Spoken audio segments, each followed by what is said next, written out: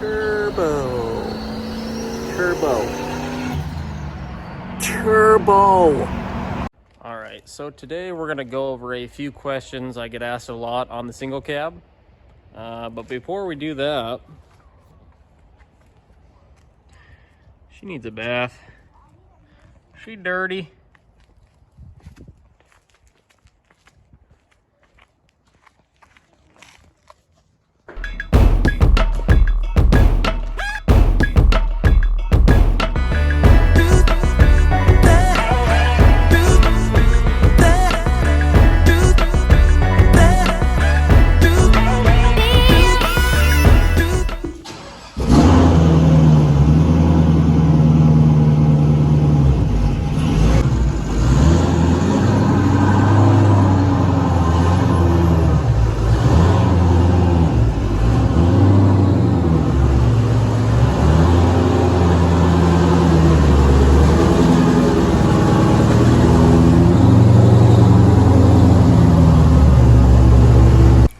So before we dive into it, this is my 2007 single cab short bed 1500 turbo 5.3 T56 drift truck.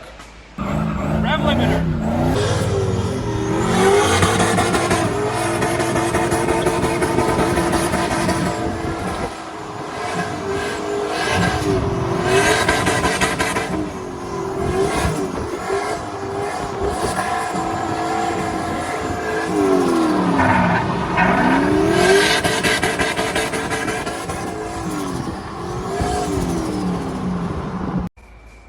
So every time I post a drift video on this truck, I get, I don't know, 50 questions about the truck, different things, and in this video we're going to go over some of those questions. So one of the biggest questions I get asked about the single cab is the angle on the truck. At first I didn't really know what to do. I didn't know, obviously there's no kit for this truck. So I knew I had to build it from scratch, and I looked under there at first and realized it wasn't really made to steer, and I knew I'd have to do some stuff that a lot of people probably wouldn't do, but obviously this is a drift truck, so a lot of people wouldn't do a drift truck. So that being said, I pondered for about a week or two after I looked at it and kind of figured out what I wanted to do and how I wanted to do it. So I got under there and got to work.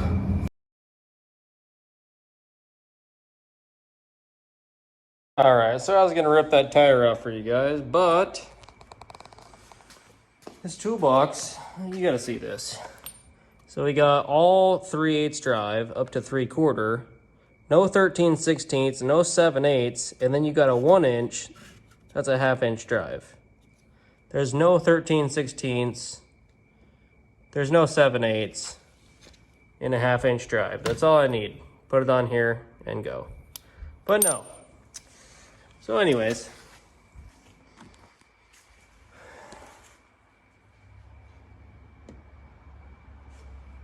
well, we're gonna need some light. So when most drift guys modify their steering angle, they basically cut the pickup point off and make it shorter and weld it back to the knuckle and make it closer to center. So basically you're magnifying the steering. Now the problem with that is this is cast material on the knuckle, so it's not a very smart thing to do, in my opinion. I've had a few break and whatnot on people that have done stuff for me or on my cars that I bought, and welding cast is never a great idea, especially on steering components. So let's dive into it. All right, so when most people do this style steering angle, they will cut right in here and they will re-weld this pickup point closer to the center. But I don't like that because this is cast material.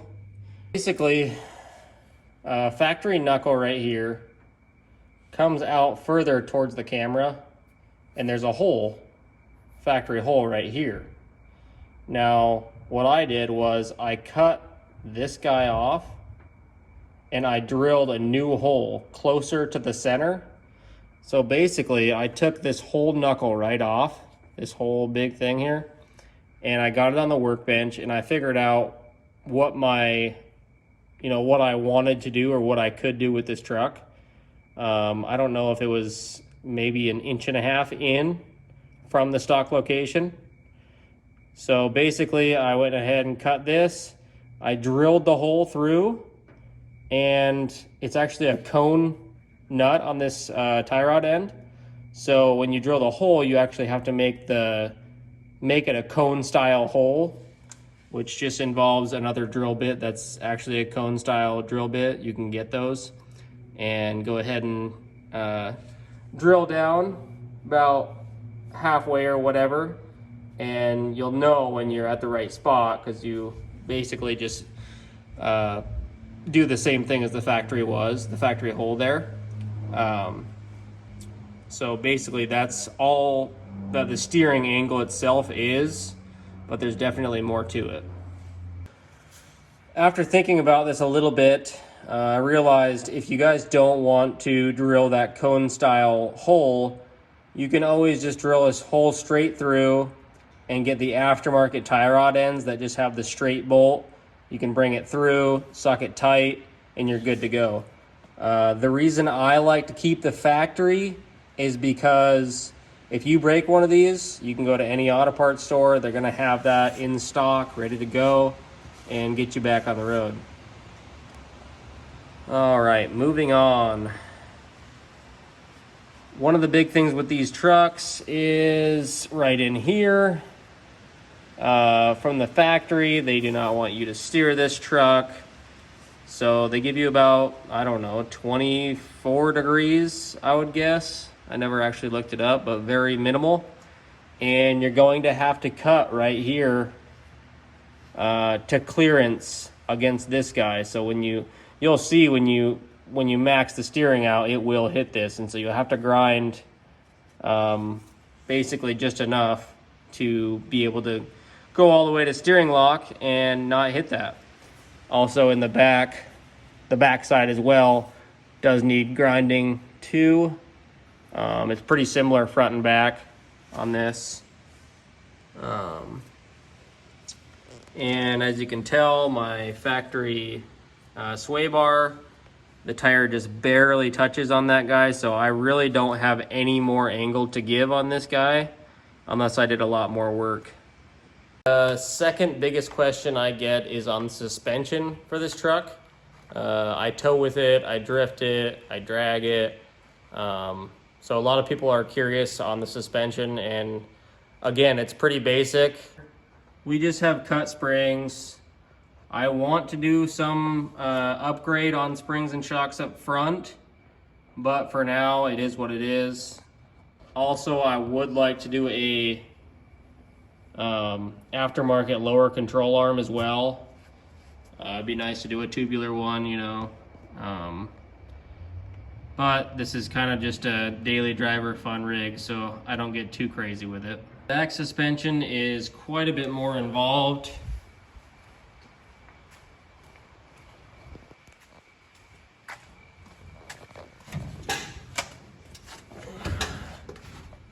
So as you know, we do the 14 bolt rear end.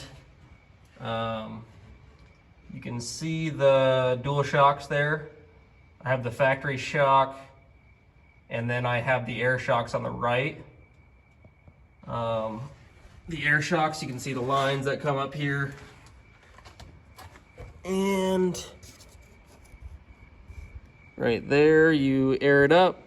Goes to about 110 PSI, I think. And it raises it up 3 to 4 inches. It's good for towing, obviously. And there's the other shock there, or dual shocks. Let's see here. That is my notched frame. My brother just cut and welded that half moon in there. A lot of people will do the big U on there, like square, whatever, but for me, that works pretty good. It does hit if I'm towing and I hit a big bump, but other than that, it's not too bad. All right. And one of the biggest things on this rear end that a lot of people will have issues with, for sure, is wheel hop if you're gonna drift. And in my opinion, this is one of the most important things. Clamping the helper leaf to the other leaf springs. Basically, it's gonna help a ton with wheel hop. It's gonna stiffen up the suspension. A lot of people do the ladder bars. That works as well, but I think this works plenty good. I don't get much wheel hop at all. Once I did this, my wheel hop pretty much just disappeared. So, third thing that I get asked a lot on this truck is about the T56 swap. A lot of people want to swap from an auto to a manual. I chose to buy a V6 5-speed for that reason, because all of the clutch and everything is already there. The master is there. When we did the T56, came out of a Camaro, and the cross member on the 5-speed actually was the same for the T56. It bolted right up, bolted in, good to go. We had to drill a hole in the floor to relocate the shifter, and we had to cover the factory 5-speed hole. On the hydraulic side, all we did was connect the factory hydraulic system on the 5-speed up to the 6-speed. So it was pretty much a plug-and-play system. And then the truck already knows it's a manual, so that's also a plus. If I was to do it again, I would just start out with a manual transmission truck. In auto, definitely, there's a lot more work with the clutch pedals and the hydraulic and all that. Obviously, it can be done, but it's a lot more work. But just check that steering angle out. Something about a single cab short bed Chevy with a T56, a hydro, and some steering angle. This is my new place, so we just built a house, and I've been super busy with this. We poured the concrete, we framed it, we did the exterior concrete, the foundation. So I've been super busy with this, and it's finally coming to an end, and it's pretty much mine now. So yeah, this will be where a lot of videos take place, and a lot of shenanigans, I'm sure. So a lot of the stuff on this channel is going to be do-it-yourself kind of stuff.